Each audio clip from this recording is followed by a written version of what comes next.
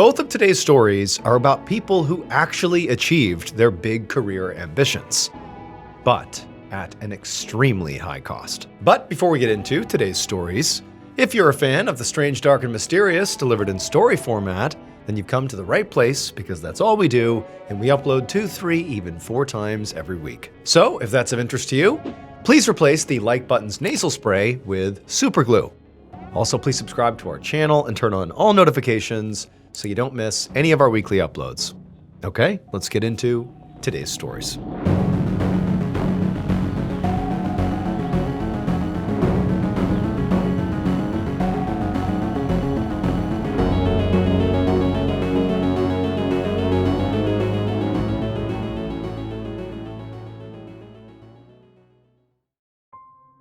On the afternoon of June 10, 1871, a defense attorney named Clement Vallandigham sat in a courtroom in Lebanon, Ohio, listening intently as a prosecutor questioned a witness. And with each word that this witness said on the stand, it made the knot in Clement's stomach get tighter and tighter, because this testimony was very bad for Clement's client, an accused murderer named Thomas McGeehan. So the murder that McGeehan was on trial for had happened about 6 months earlier on Christmas Eve in the nearby city of Hamilton. That night, McGeehan had stormed into a saloon with a group of men and attacked another man named Tom Myers. And at some point during this attack, a gun went off and Tom Myers was shot and killed. Now, there were at least 30 witnesses in the saloon at the time, but the whole attack had happened so fast and was so chaotic that no one had seen who did the actual shooting. Despite that, everyone in town immediately decided that McGeehan had done it. However, even Clement had to admit that that was a reasonable assumption. McGeehan and the victim, Tom Myers, had a long-standing feud, and everyone knew they hated each other. Also, McGeehan was a well-known violent criminal who was said to have killed at least 4 other people. So when Tom Myers got killed, the citizens of Hamilton didn't even wait for a trial. They wanted to hang McGeehan right now. Now, the police had obviously intervened and arrested McGeehan instead, but word had spread all over Ohio about how messy and dramatic this case was. And as a result, the trial itself had become very high profile. Every day, journalists and important people from all over the state came to sit in court and listen to the testimony. And now all of these important people were watching Clement's defense case get just obliterated by this witness. The witness was one of the men who had been in the saloon at the time of the murder, and he was making a very big claim. He was saying that even though no one in the saloon saw McGeehan fire the gunshot that killed Tom Myers, he must have, because after the gun went off, this witness saw smoke coming from McGeehan's jacket pocket, like he had been concealing his gun inside his jacket when he had fired it. Clement looked around the courtroom while the witness explained this and saw that everybody was nodding, like what the witness said made perfect sense. Clement could tell basically at this point, everybody thought his client was guilty. But Clement? He did not agree. He knew McGeehan's case looked bad, but Clement was absolutely certain that his client really was innocent. Clement's theory was that the victim, Tom Myers, had shot himself by accident when he pulled out his own gun during the fight to defend himself. Unfortunately for Clement, though, this was 1871, so there was no forensic evidence about gunshots except for some scorch marks on Tom Myers' shirt. So the whole entire case was really just based on witness testimony. And of course, this witness was very convincing for the other side. The prosecutor finished up his questioning and then walked back to his seat with a smirk on his face, like he knew what he had just done. They pretty much had just won the case. It was now Clement's turn with the witness, and he really didn't know how it was going to go. But as Clement stood up and crossed the courtroom floor, he felt a calm come over him, because he was thinking to himself, I don't have much to lose. I mean, pretty much everybody thinks my client is guilty. And so if he's found guilty, no one's going to be shocked. But, maybe I can find a way to prove he's innocent, and that would be just great. But if I don't, it is what it is. So to be clear, Clement was a very controversial figure in Ohio at this time, which was right after the Civil War. He had been very vocally against the then president, Abraham Lincoln, and his viewpoints had gotten him banished from Ohio and the other northern states. And then after the war ended, he had returned to his home state of Ohio and had gone back to being an attorney. but he had never really been able to fully rehabilitate his public image. Even now, 6 years later, a lot of people still really hated him for behavior during the war. And so, in essence, Clement knew that pretty much his public profile was not about to change if he lost this case. I mean, basically nothing would change. He's the guy that everybody hates, and his client's the murderer. It is what it is. But if he won, he could recreate himself in the court of public opinion as a sensational criminal defense lawyer who overturned impossible cases. And again, he really believed his client was innocent. So this would be like a two-pronged major victory for Clement. And so Clement stepped up to the witness box and began firing off questions to this witness. By the end of the day, Clement had gotten that witness to admit he hadn't actually seen a physical gun. And eventually, Clement was able to completely destroy the jacket shooting theory when he showed the court that the jacket that McGeehan had been wearing that night, there was no hole anywhere on it. As the week went on and more witnesses took the stand, Clement was pleased to find that none of them had any actual proof that McGeehan shot Tom Myers. But he also couldn't find any evidence that proved his client was innocent either. So later that week, on Friday, June 16th, as the trial came to a close, Clement was kind of worried. I mean, he knew that he had not done enough to get his client acquitted, and even though he knew that the likelihood of success here was always going to be slim, he felt like he had begun to make some serious headway, and they could win. Victory felt possible, and it was just slipping out of his hand. That afternoon, Clement sat behind the defense table, sweating profusely as he listened to the prosecutor's team deliver their just brutal closing arguments. This was giving Clement a lot of anxiety. I mean, he was moments away from giving his own closing arguments, and it was really his very last chance to convince the jury that his client was innocent. But he just did not feel like the speech he had prepared would do that, especially after, the prosecutor's really just very powerful speech that he was giving right now. And so as the prosecutor very eloquently and beautifully wrapped up his speech, Clement was busy furiously crossing out lines on his speech and rewriting things and trying to make it better, but he just couldn't. So he just sat there, racking his brain on what to say. But as he was sitting there in silence and like the prosecutor has sat down and everybody's waiting for Clement to stand up and deliver his speech here, an idea suddenly hit Clement. It hit him so hard that he actually just dropped his pen. He didn't know why this idea hadn't occurred to him earlier, but he suddenly realized there was a way he could prove McGeehan was innocent. It was so obvious. And if he was right, he would go down in history as probably the greatest defense attorney Ohio had ever seen. And so Clement, he lunged for his pen again, and he frantically scribbled down what he was thinking. And then a minute later, he heard the judge call his name and tell him, "Come on, it's your turn to speak." And so Clement, he shot to his feet and he cleared his throat. And instead of launching into the speech he had prepared for this moment, he asked the judge to let him do it instead on Monday. The judge was a little apprehensive, but eventually they agreed. And when they did, Clement felt a surge of excitement rush through his body. And after the court proceedings officially ended for the day, Clement could not get out of there fast enough. Clement waited until nightfall to act. He needed to run a test to make sure his theory he was going to employ on Monday was correct. But he didn't want anybody from the prosecution team to see him doing it. So after dinner, Clement slipped out of his hotel and into the quiet streets of Lebanon. He'd spent the last few hours having dinner with some friends. And while he was pretty vague about what he actually planned to do tonight, he did tell them that they really needed to stay in town long enough to hear his big final argument on Monday. He was so confident in what he'd uncover tonight doing this test that he was sure his speech on Monday would be like the greatest legal moment in the history of Ohio. And so now, as Clement made his way to the edge of town, he was filled with adrenaline and kept increasing his speed until he was basically running. And then he finally arrived at a quiet, isolated part of Lebanon. And as soon as he got there, he set up for this test he had planned and then ran through it. And after he finished, Clement smiled because he knew he had just found a way to prove that his client was innocent. Just a few minutes later, around 9 p.m., and Clement was back inside of his hotel room. He was so excited about the results of his test that he couldn't even sit down. And so he just kept pacing around and trying to get his thoughts together, but he was just so excited. His hotel room door was cracked open, and as he paced around, he saw his co-counsel, who was another lawyer on the defense team, walk by. So this hotel was sort of like the home base of everyone who was in town for the trial. And so most of the prosecution and the defense teams were staying there. When Clement saw his co-counsel, he immediately waved him inside and tried to tell him what he'd figured out.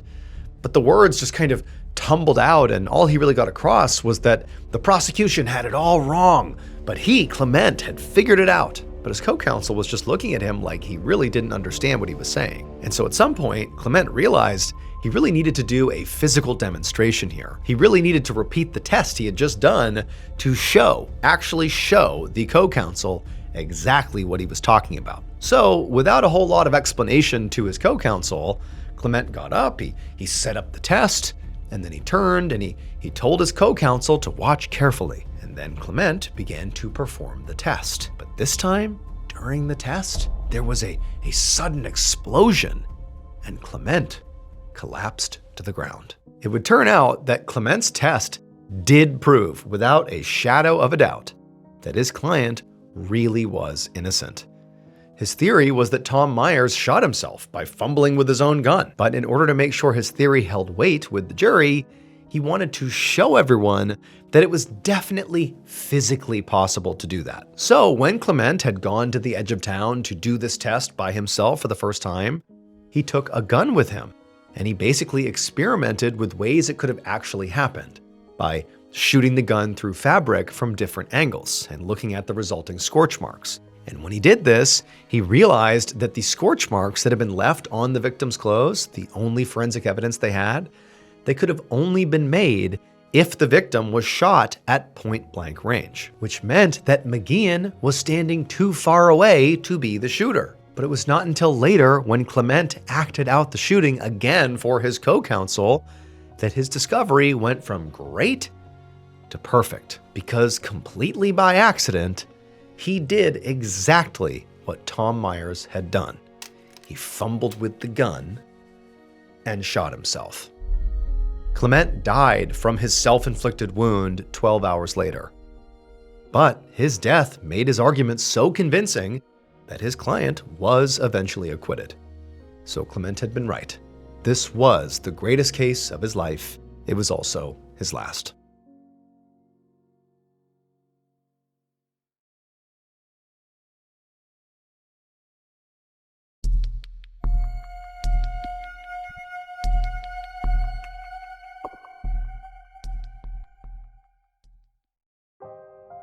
Our second and final story is about a song, but we're not going to be playing this song during the episode. And when you get to the end of this story, you'll see why. On an overcast, chilly Sunday in the fall of 1932, 32-year-old composer Rezo Sharesh sat in his apartment in Paris trying to write a new melody. He'd been at it for hours, and it was not going well at all. Each time he jotted down a new combination of notes, he'd just tear it up and toss it into his trash bin, where there was already a pile of other discarded drafts. So Rezo was used to this kind of messy creative process. He had made a name for himself as a musician in his home country of Hungary over the last decade. He'd written more than 40 musical compositions for various singers and artists, and a few had been really successful. So Rezo knew he had the talent to be a huge star and to change people's lives with his music. But recently, despite trying many different iterations and just allowing the messy creative process to take hold and just kind of letting it run its course, Rezo still just could not come up with any new good work, mainly because he was incredibly stressed out. So at this point in 1932, Rezo and many other people were very nervous about the state of the world and their future, because there were really violent political views spreading across Europe, especially in Germany. This was still 7 years before the start of World War II, but Hitler and his Nazi party were already starting to gain power. And Rezo, who was Jewish, was worried about all the anti-Jewish rhetoric that the Nazis were spreading. And while that was terrifying and kept Rezo up at night, the more urgent worry he had on a daily basis that was really impeding his creativity was how to literally afford food, because the world was also in the middle of the Great Depression, which was a period of time in the 1920s and 30s when multiple countries were dealing with terrible economies and mass unemployment. Back in Rezo's home country of Hungary, things were especially bad and getting worse. Banks and businesses were closing almost every day, and more than a quarter of the population was unemployed, living in extreme poverty. Rezo had moved to Paris so he could find more opportunities. Paris, after all, was the art mecca of Europe. And even though the state of the world felt depressing, Rezo thought that the creative energy there would inspire him to create something beautiful amid all the darkness. But now, Rezo sighed and leaned back to look around the tiny, drafty Parisian apartment of his. He'd been here for months, and his fortunes certainly had not changed. He still didn't have any work, and he still could not seem to write anything good. But, Rezo, he kept leaning back over and trying to write, but it was like immediately he would tear it up, and he was just getting more and more frustrated. Until finally, he just did give up and put his head in his hands and basically said, "I can't do this." It seemed like the harder he worked, and the harder he tried to ignore all the despair and sadness and awful things going on in the world, the worse he felt, and obviously the worse his work was. Like right now, he actually almost felt physically ill from kind of bottling up all these competing terrible feelings and thoughts. But as he thought about the fact that he was doing that, he suddenly decided he just can't do that anymore. He can't continue to keep that stuff in. It was at that moment that Rezo exhaled and let in all the anguish he'd been trying to push away. Sadness and fear and quiet desperation just washed over him and into him, and he didn't fight it anymore. He just suddenly started writing. His pen flew across the page as wave after wave of terrible emotion hit him. And when he was done, he ran over to his piano to play the notes that he had just written. And as his fingers moved across the keys, a very slow, sad melody began to fill the air. And it was so beautiful and so sad that he actually felt like crying as he heard it. When he was done playing, he just sat back in his chair, and now tears filled his eyes, and his heart was pounding so fast that he knew he needed to get some air fast, or he might actually just pass out. And so Rezo went outside to take a walk and hoped the fresh air would help him snap out of the wild emotional fog that had just come over him. But the Paris streets were gray and cold, and this new melody continued to ring in his ears. He was thrilled that he'd actually written something real and powerful for the first time in what felt like a long time.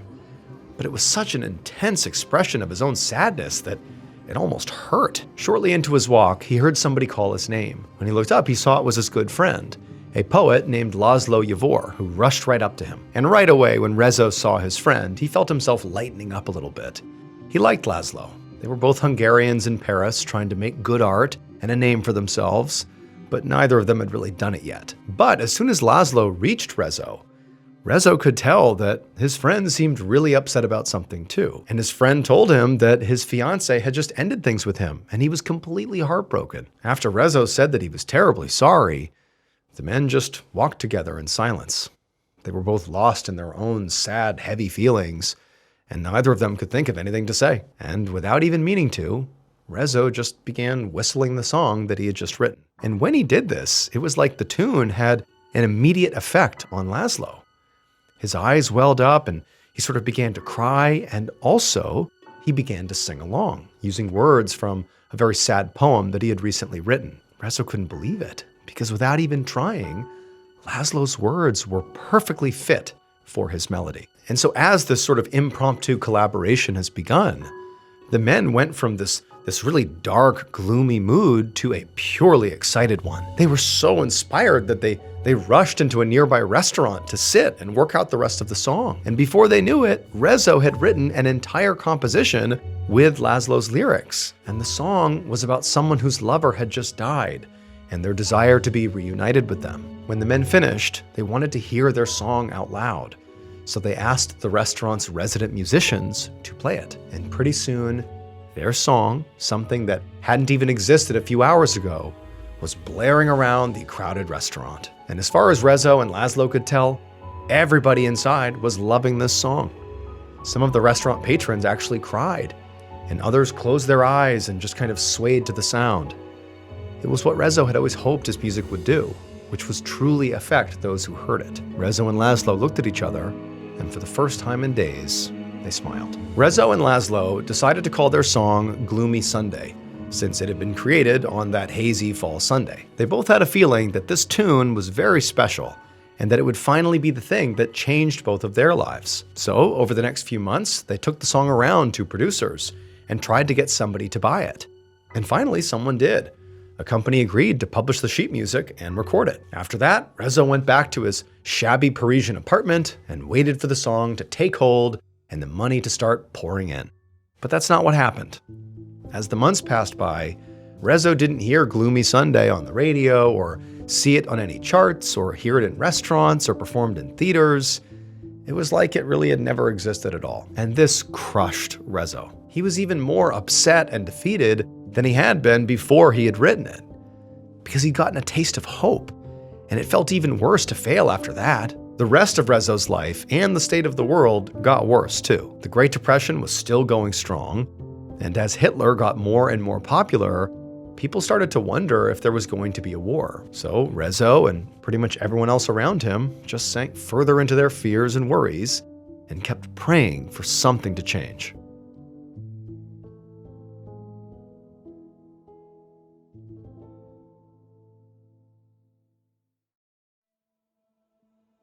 Three years later, on a spring evening in 1935, Rezo was back in Hungary, walking down a street in the country's capital city, Budapest. He was on his way to a friend's house, but as he strode down the sidewalk, he heard a song coming from an open window. He stopped cold and his heart began to pound, because he knew that song.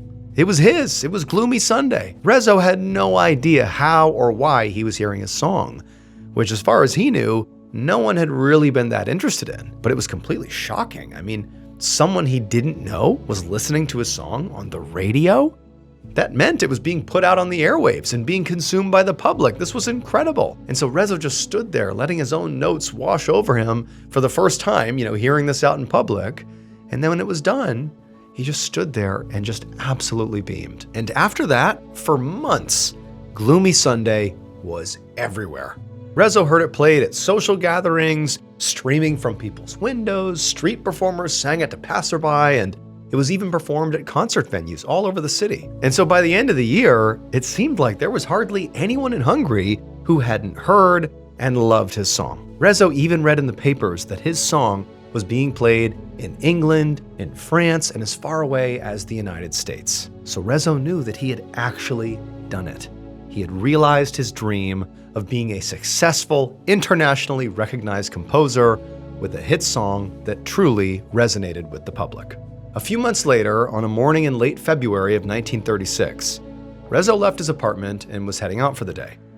And on his way down the street, he passed by a newsstand, and he noticed that one of the headlines mentioned his song, Gloomy Sunday. Initially, he was really excited to see that he was getting some press, so he immediately grabbed a copy and opened it up to read. But as his eyes scanned the page, his stomach flipped because this was not good press. Actually, what this article had to say was so terrible that Rezo's first reaction was that he'd read it wrong. And so he read it again, and again, and again, but each time he read it, it just said the same horrible thing.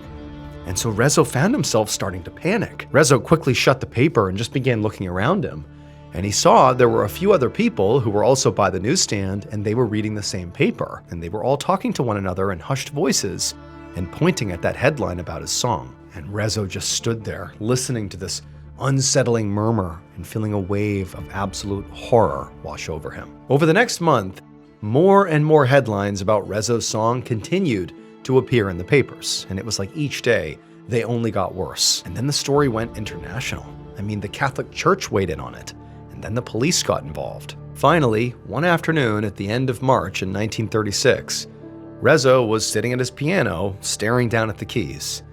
He knew he should be writing music, but instead he was just filled with dread, just like he had been every day since he first read that dreadful headline. And then suddenly there was a knock at the door.